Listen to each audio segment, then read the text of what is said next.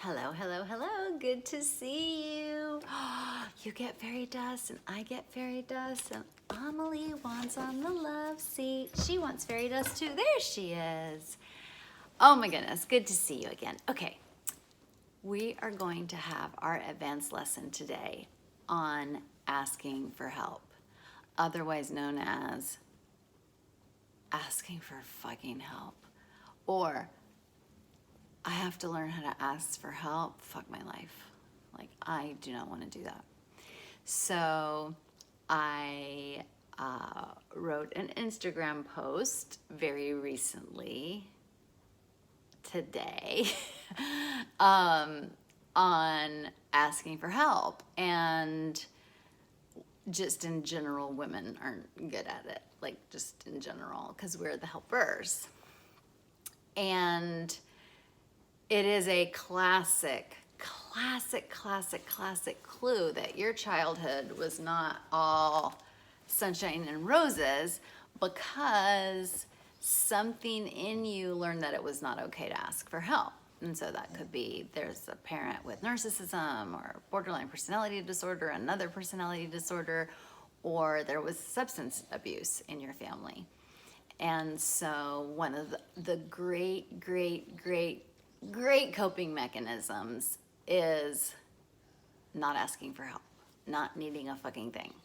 And so I am an advanced bitch, and I still find it difficult to ask for help, but I do it. And it is absolutely part of my advanced personal growth work.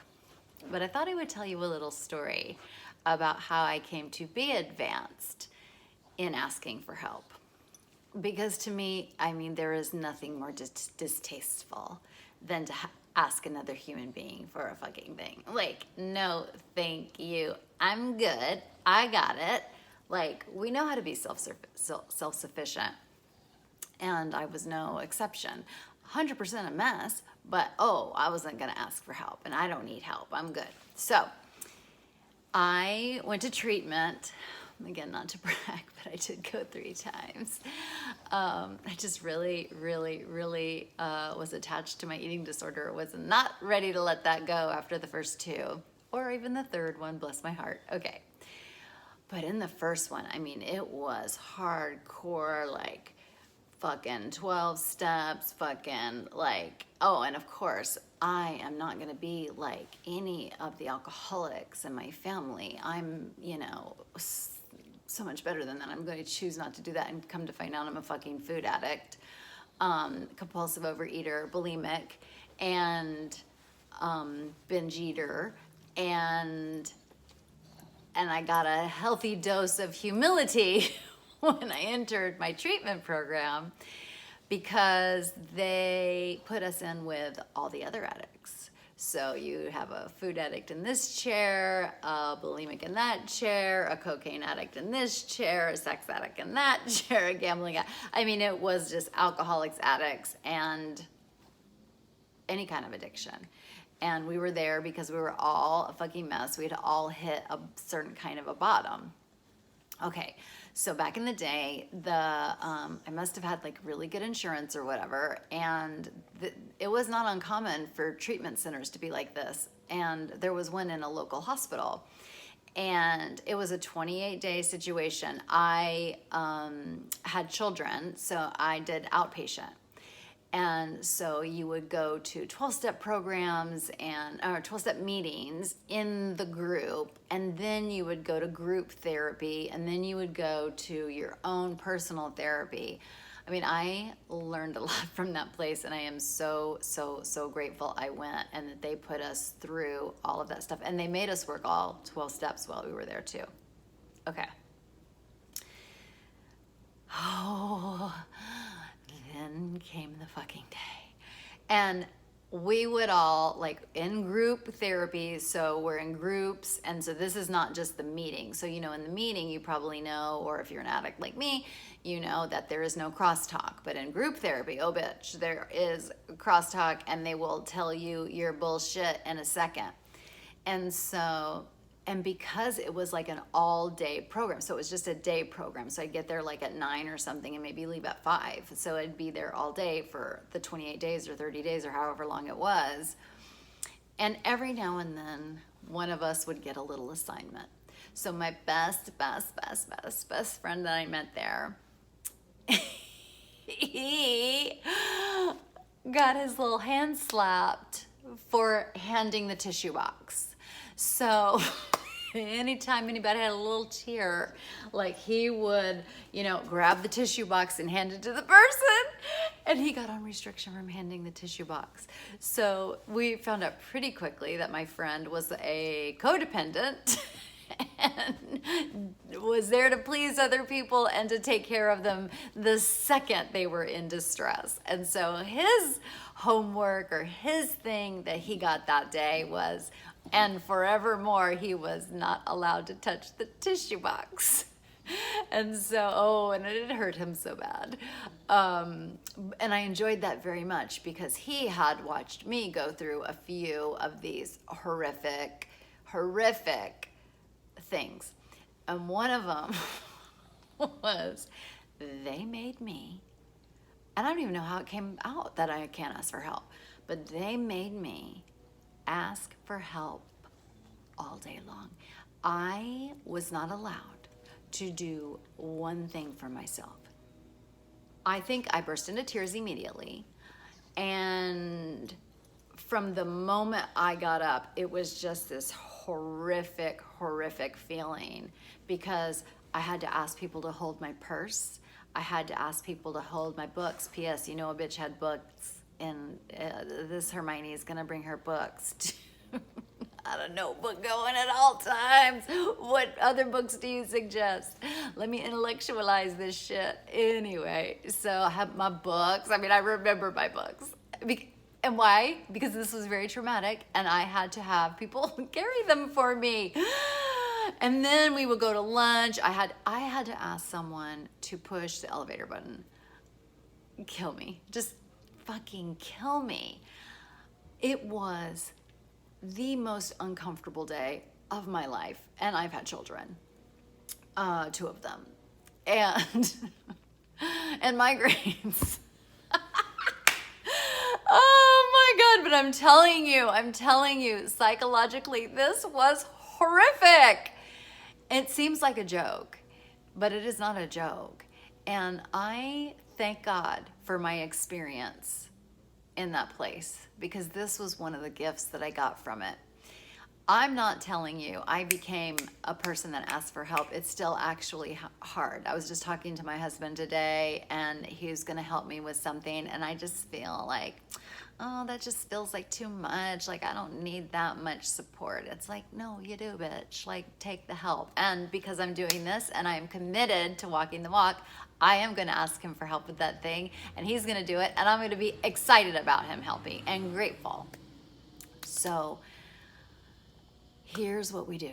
Here's what you do. Okay, so just know that I had that experience, but a bitch wasn't changed. Like, I still had to keep doing my personal growth work and still asking for help.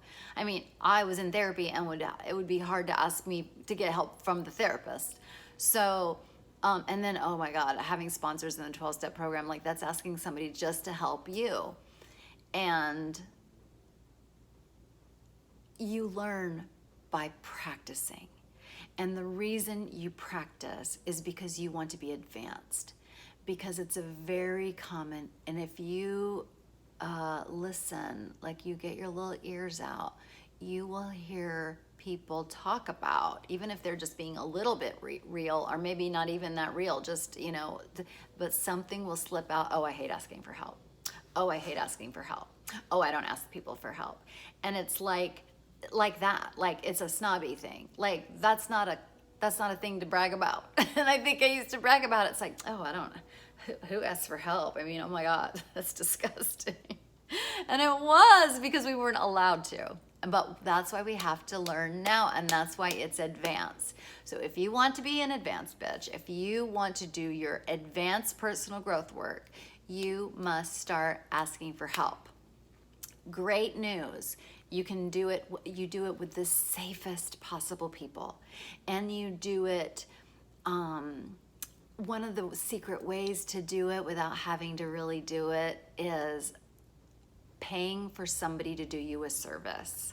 So paying for a service, but you have to pay for it to get that service. So you're still giving something up. That is a form of self-care, but it's a way to say, like, for instance, if I were going to get a massage, and I could say, like, actually, this is a thing. So I'm like, I have a little thing right here. I have a little pulled muscle right here. Okay, that's a way of me asking for help.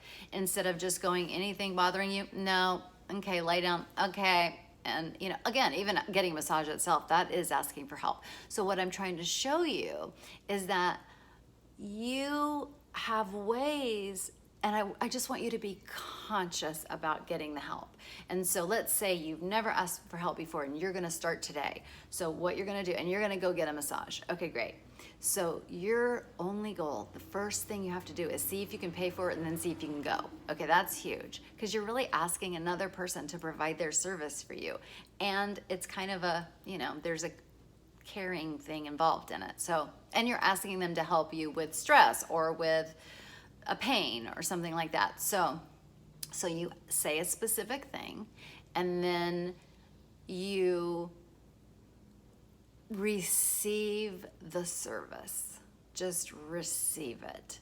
And you might find yourself like, what is your mind doing during that massage? Do you like really want to, you know, are you thinking about your day? Are you checking out? Like, what are you know, I want you to be conscious of receiving this help.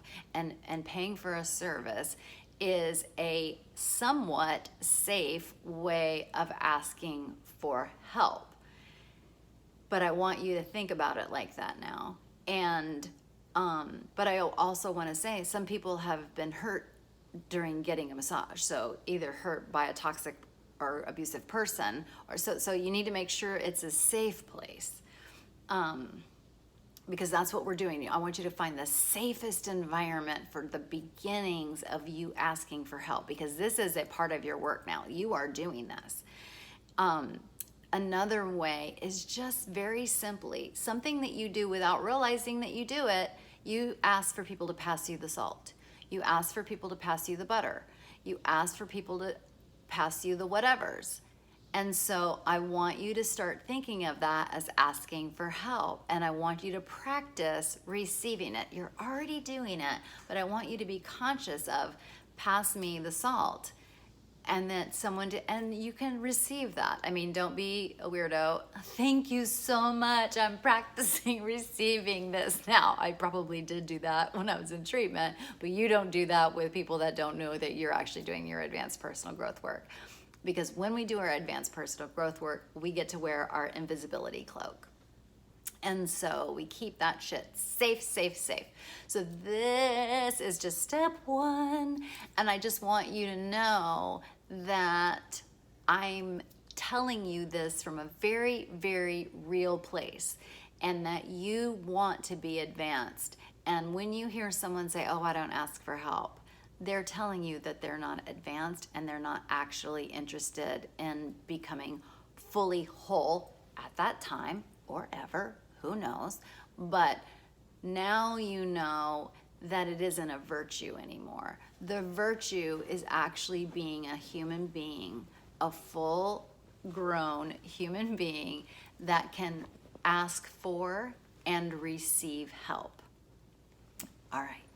I hope that was helpful. Please let me know if you have any questions or any concerns, or what comes up for you when you start asking for help. Like, you know, how uncomfortable is it? Is it scary? Is it just, you know, nerves? Is it full-blown panic? Like this is your data. Like how you respond to this is your data. And I will just say right here, if it's too much anxiety, bring it back. Bring it back. Back, back, back, back, back. Make the steps smaller. Make the steps smaller, because we want you to have these wins. All right. I love you. I hope that was so helpful. You are advanced. Advanced bitches ask for help. That's number 19 on the Bitchifesto. And that is our commitment to live by the Advanced Bitchifesto. Love you. Bye.